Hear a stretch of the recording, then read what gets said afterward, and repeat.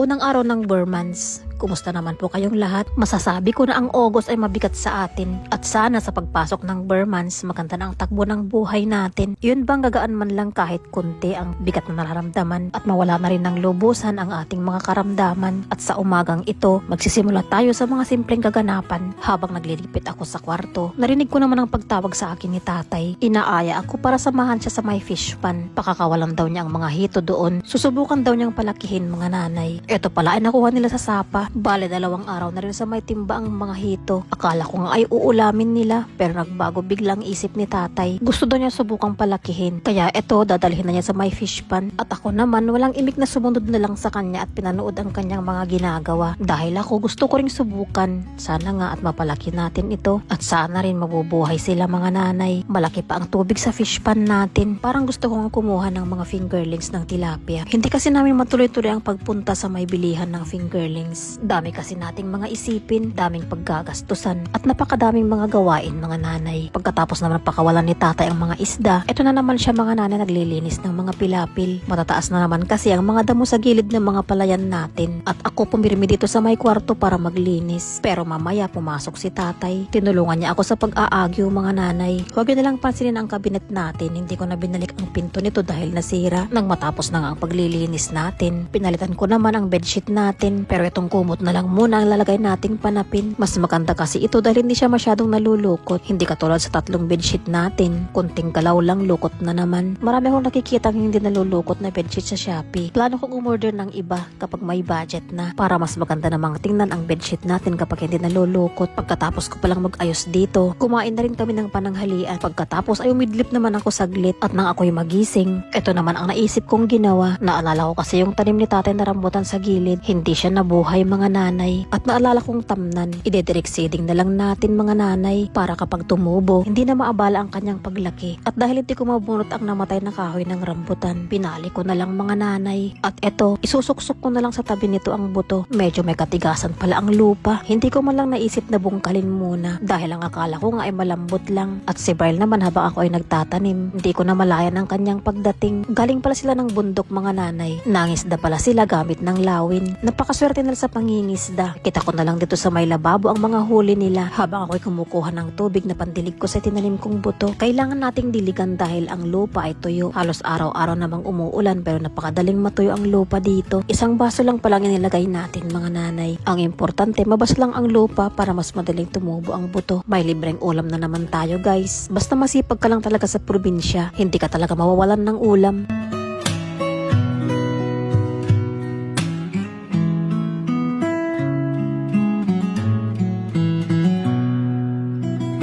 Naglakad-lakad naman ako dito sa harapan ng bahay. Mga tanim natin sa paso hindi ko na pala naasikaso. Nawalan kasi ako ng gana dahil yung napakarami nating tanim na palmera. Namatay lahat mga nanay. Naisip ko namang pagsamasamain ang mga tanim ko sa isang lugar. Baka sakaling bumalik na ang dating hilig ko sa pagtatanim ng mga halaman. Napakarami kong tanim dati mga nanay. Nakahiligan ko talaga noon. Kung may babalik ko lang sana ang dati. Napakaganda na sana ang labas ng bahay natin. Pero susubukan kong ibalik ang dati. At sana nga kakayanin ng powers natin. Iba't ibang klase ng halaman ang mga nasa bakuran natin noon. At ang maganda pa, puros mga namumulaklak. Paano kaya ibalik ang nakaraan mga nanay?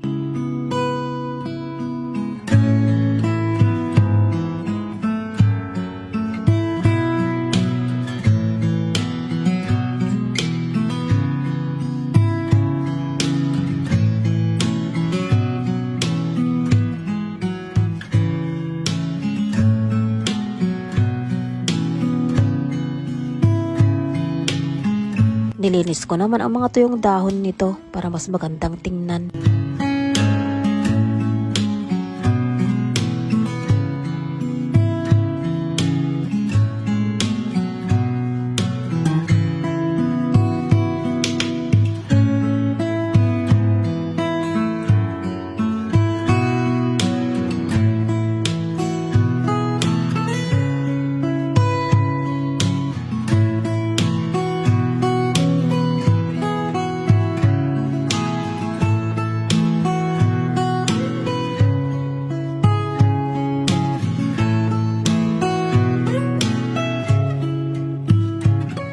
Sa dinami-dami kong tanim na palmera, ito lang ang kaisa-isang natira. Sana nga ay lumago naman ito mga nanay.